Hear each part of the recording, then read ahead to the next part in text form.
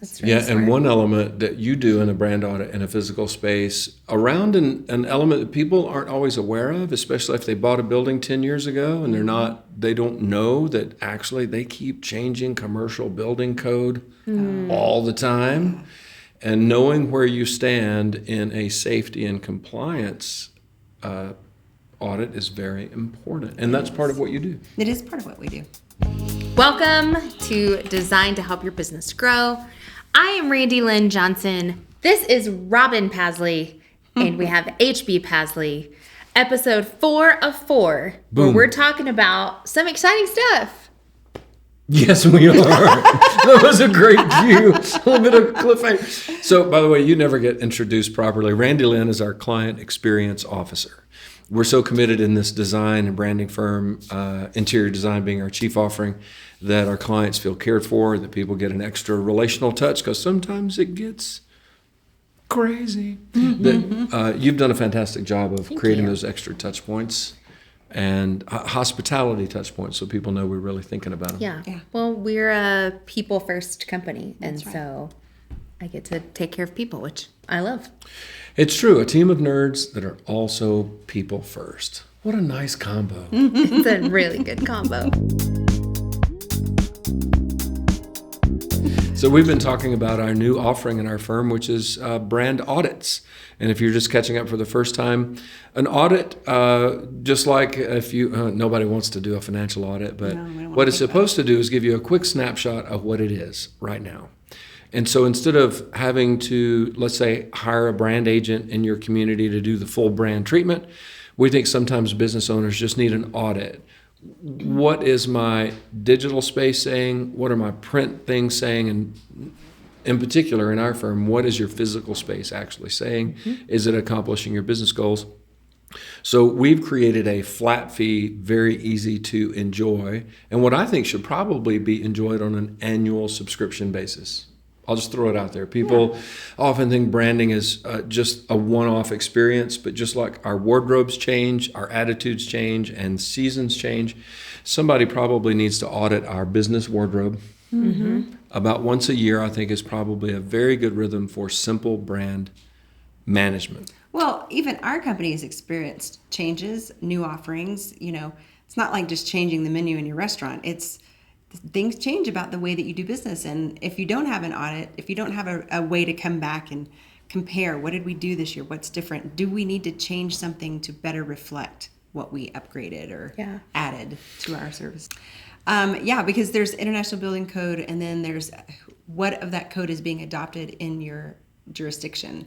And every county and city is different. And so if you don't know, if they changed it, so the IBC might have stayed the same, but they just adopted a version of it they didn't have before.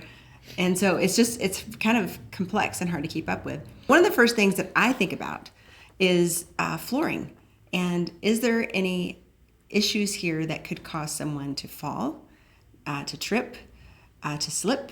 You know, the different things that could happen. There used to be, matter of fact, if you go into buildings in our town here in Colorado Springs, there was like a marble craze there, and especially because we're in the Rocky Mountains, and I think there maybe some of this must be really easy to get their hands on, but there's we use a lot of this specific stone, and it's slippery when wet. Very slippery when wet. I'm sure it was considered for flooring because I still go into places that have it, and it's terrible. And what I see every time is they just keep putting these rubber mats on top of it so that they don't get sued.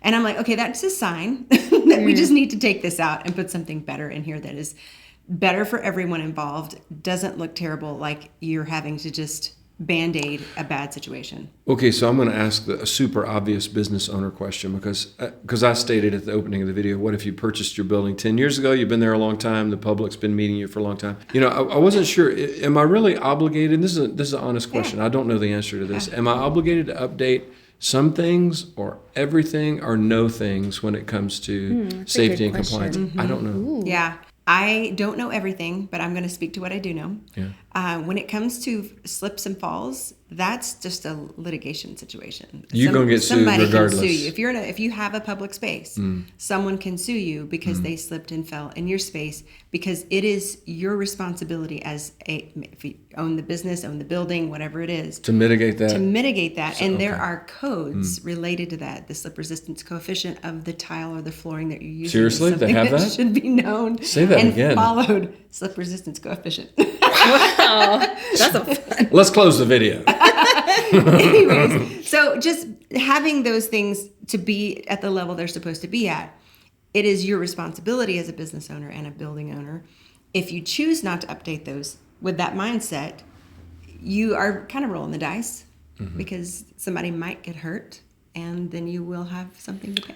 I see. So there's got to be a category of certain things that as a business owner, a brand audit would help you. If somebody of competence, I mean, you're NCIDQ certified, Right. You've got national certifications, you really know what you're doing. Somebody needs to come through your physical space with an understanding of local code and things that would help you mitigate risk. Yes. Obviously, flooring is a key part of Yes. that. What else do you look for when you're in that category and you're doing an audit? And you're trying to think about safety and compliance? And this is one of those that might have been, if your building is older,